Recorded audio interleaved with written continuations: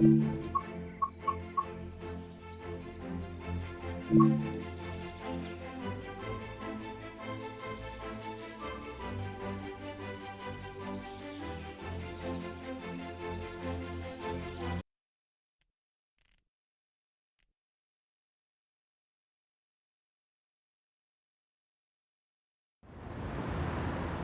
to Long Beach Station, located in Nassau County, New York.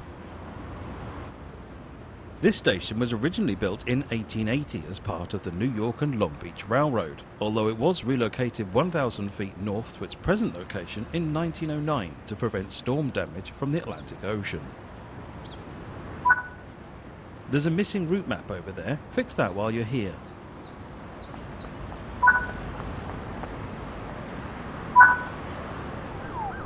There are more tasks to complete. Don't forget to apply the route maps, place no trespassing signs, refill bagel stands, and repair electrical cabinets. Follow the markers to board your train.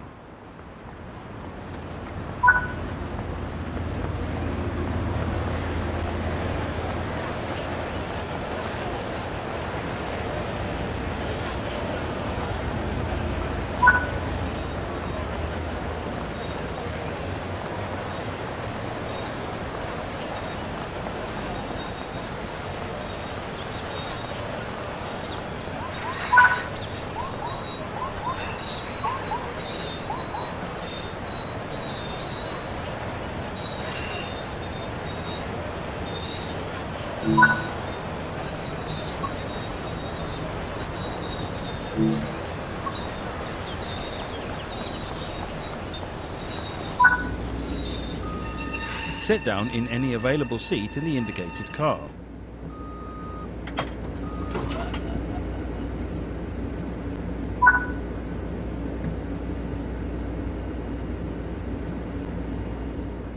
The history of the Long Island Railroad dates back to 1832, making it the oldest railroad in the United States that is still operating under its original name and charter.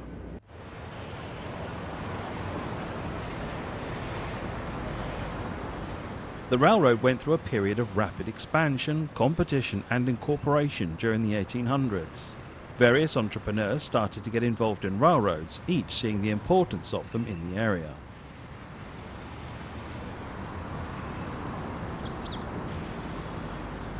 By the late 1800s, the line had come under the directorship of Austin Corbin, who would begin plans to connect the line directly with Manhattan by means of either a tunnel or bridge over the East River.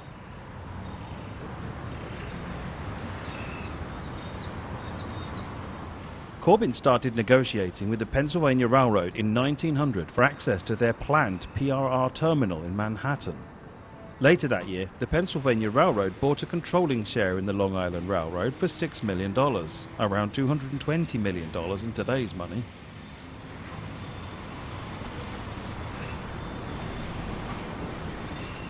Construction of the East River tunnels started soon after.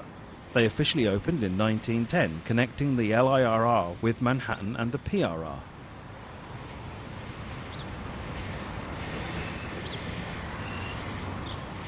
The LIRR would remain under the ownership of the PRR until 1965, when the state of New York purchased it for $65 million, the equivalent of around $635 million today. This large influx of state money allowed the LIRR to replace its aging stock, some of which have been in use since 1908.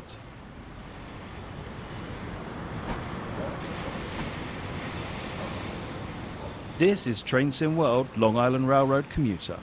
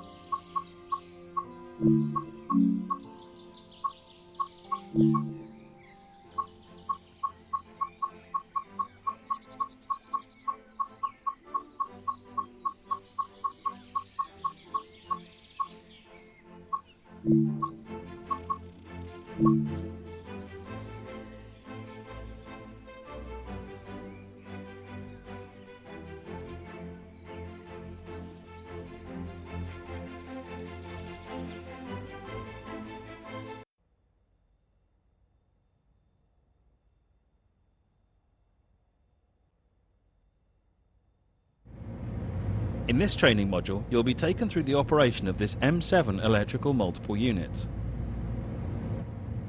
Manufactured by Bombardier Transportation, the M7 was introduced in 2002. For this introduction, you'll be driving the train a short distance and performing passenger operations. The master key is used to activate the control desk.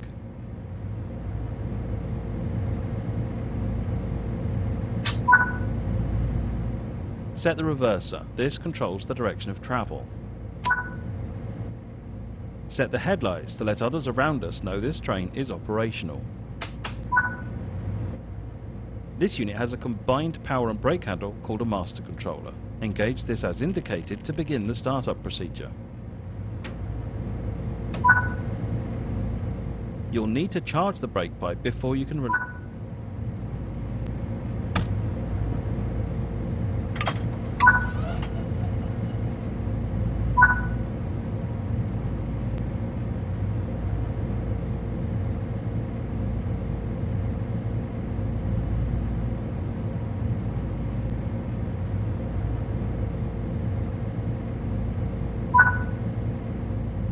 The M7 was introduced in 2002 to replace the aging M1 stock, which had been in operation since the late 1960s.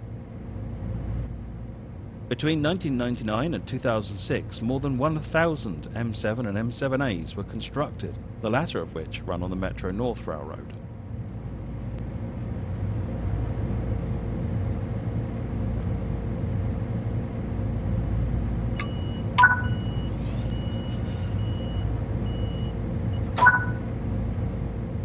Sit in the engineer's seat.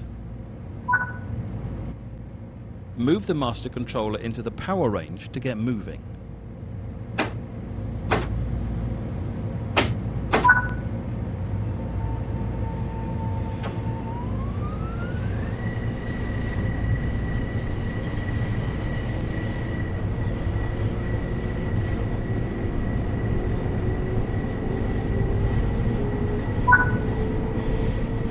Coasting is a method used to efficiently maintain speed and reduce motor stress and maintenance requirements. Keeping to speed limits is important. If you begin overspeeding, apply a small amount of braking force using the master controller. Each set of M7 were constructed as a married pair, with controls for an engineer, conductor or brakeman in each car. These units are known for their reliability. As of 2007, the M7 has the highest mean distance between failures out of the entire Long Island Railroad fleet.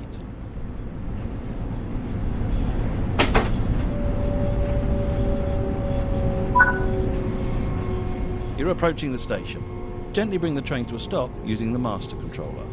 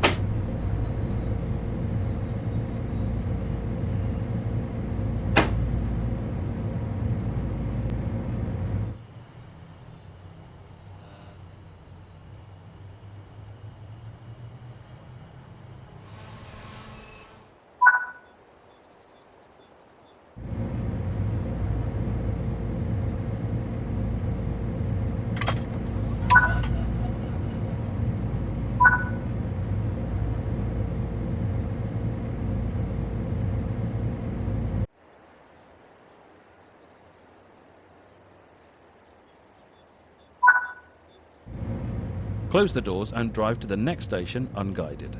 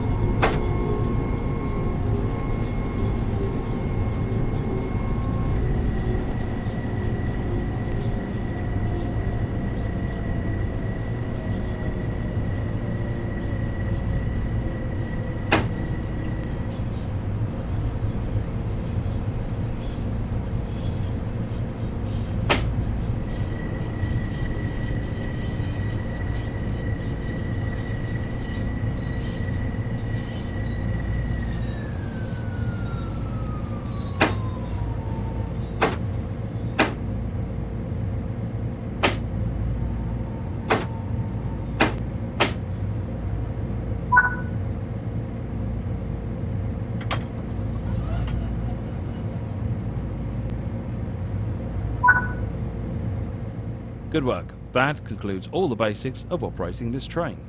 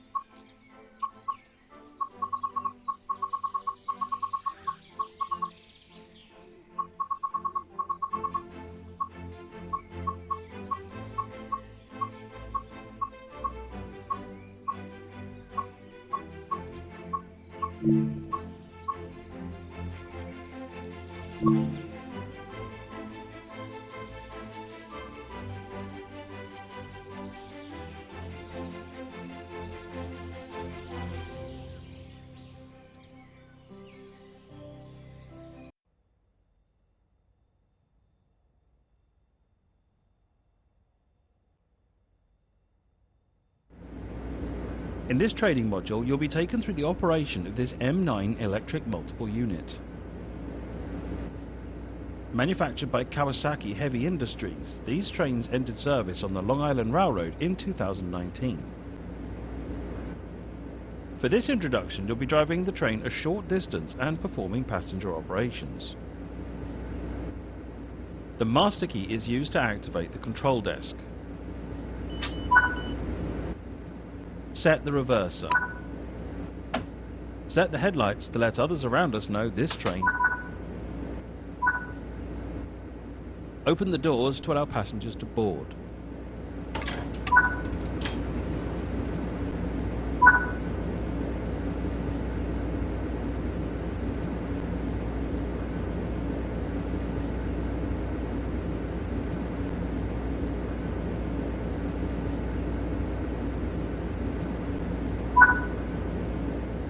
The M9 was introduced in 2019 to replace the aging M3 stock, which had been in operation since the early 1980s. The M, or Metropolitan series, was first introduced in 1968 with the M1, designed to replace the stock which had been in use since 1908.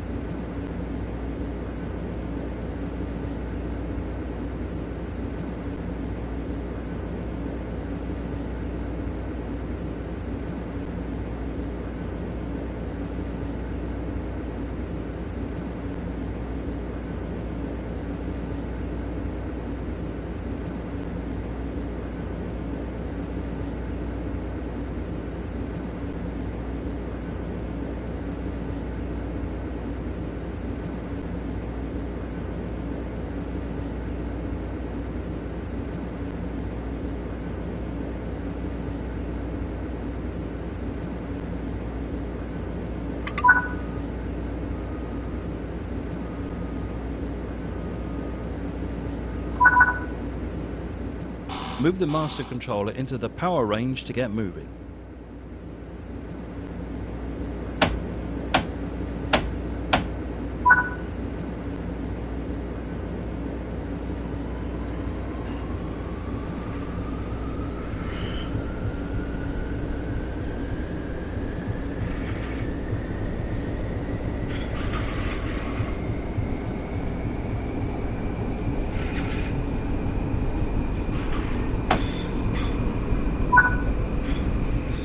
Coasting is a method used to efficiently maintain speed and reduce motor stress and maintenance requirements. Keeping to speed limits is important. If you begin overspeeding, apply a small amount of braking force using the master controller. The new modern stock proved to be a success, and it has seen many updates, such as the M3. The newest update, the M9, features wider seats, electrical outlets and safety features like PTC, positive train control.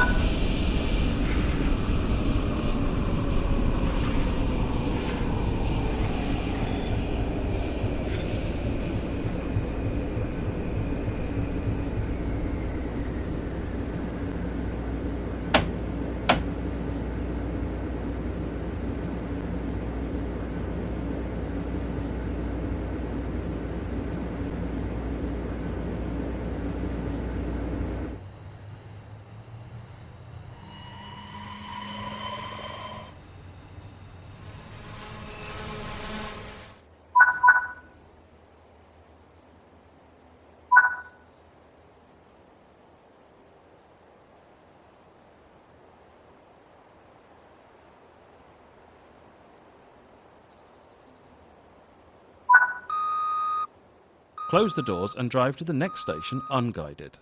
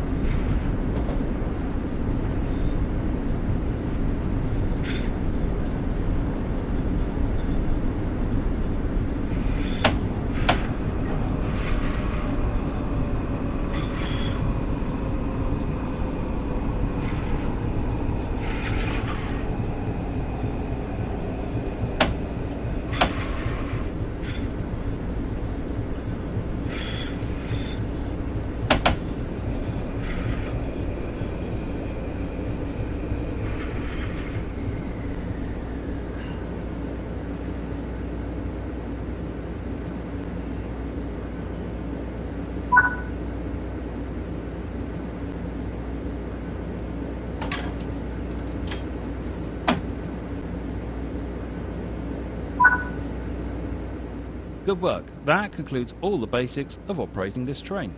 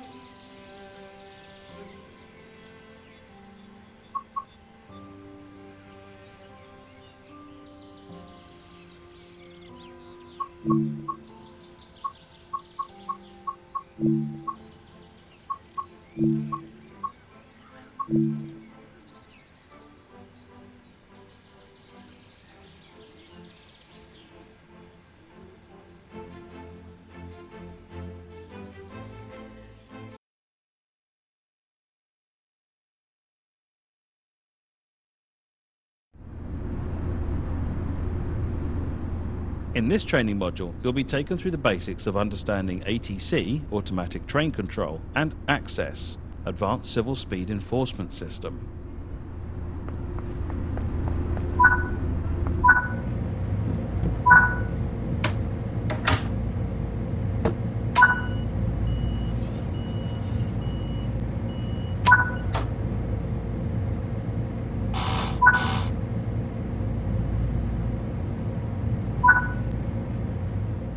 ATC and Access work together to relay signal aspects and speed restrictions to the equipment in the cab. You should always follow in-cab signalling, even if you have not enabled enforcement. As you have enabled enforcement, penalty braking will be applied if speed restriction limits are not acknowledged or adhered to. Let's take a look over the onboard equipment to understand how to read and react to them. Most of your information will be displayed in this ADU, or Aspect Display Unit. The speed indicators on the left side of the ADU display the current ATC cab aspect.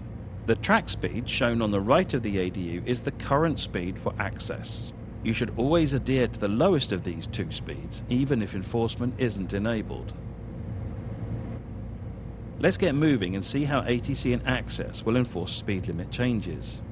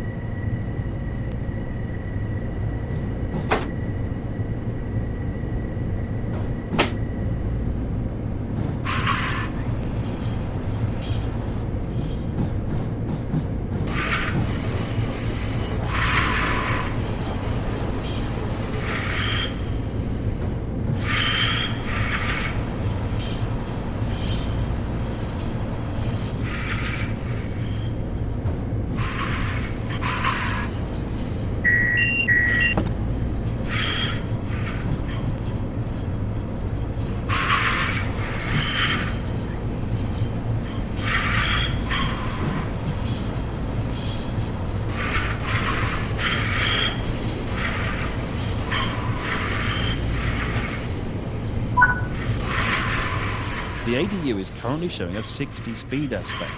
This means you're able to drive up to your maximum authorized speed. The alerter will sound periodically if certain controls are not interacted with.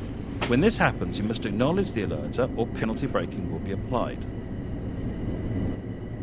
If penalty braking is applied, you will need to recover the train once it has come to a stop. To recover the train, you will need to recharge the brake pipe. Move the master controller into the max brake position and then press and hold the brake charge button.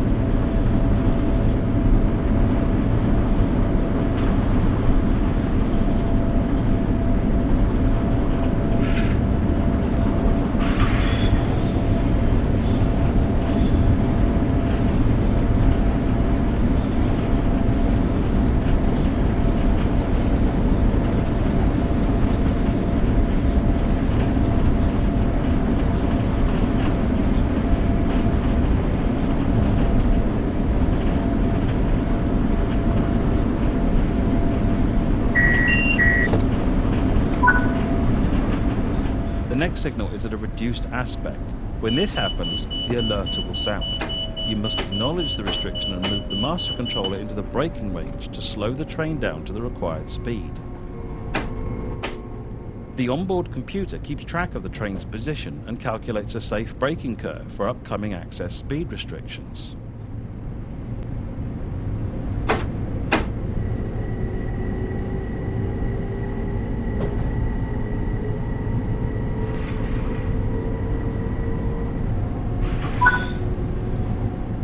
The speed aspect shown on the ADU has changed. This could indicate there is congestion or another train ahead. Track sections under ATC and Access might be occupied by multiple trains, allowing for high density on busier lines. Not only must you drive at a reduced speed, but you are expected to drive by sight, which means you must be prepared to stop if you see a train in front of you.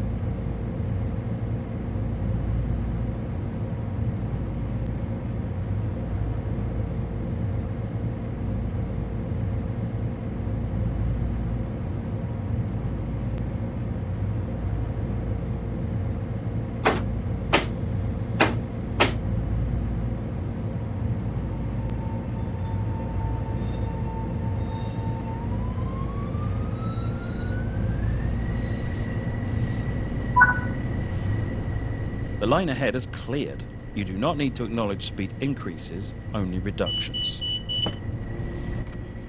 Overspeeding may result in penalty braking being applied. Always stick to the maximum permitted speed. When adhering to the Access displayed track speed, you have a grace of 3 miles per hour over the maximum authorized speed. Any more and an alarm will sound. You then have 8 seconds to reduce your speed before penalty braking is applied. If you exceed 6 miles per hour over the displayed track speed, penalty brakes will come on immediately. Remember, always stick to the maximum authorized speed shown on the ADU, even if you have not enabled enforcement. Failure to do this may cause unsafe conditions on the line. As a new driver, you should remain a few miles per hour under the maximum authorized speed. This will give you enough of a buffer to avoid speeding penalties and react to speed reductions.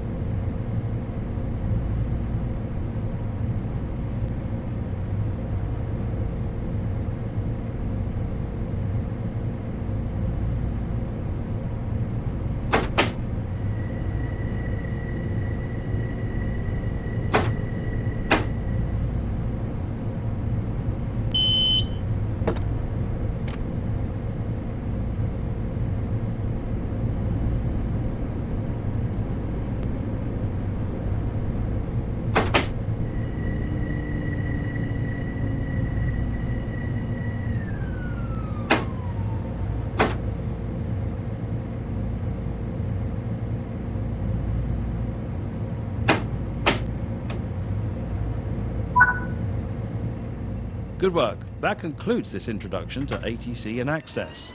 You can always replay this training module if you ever need to refresh your memory.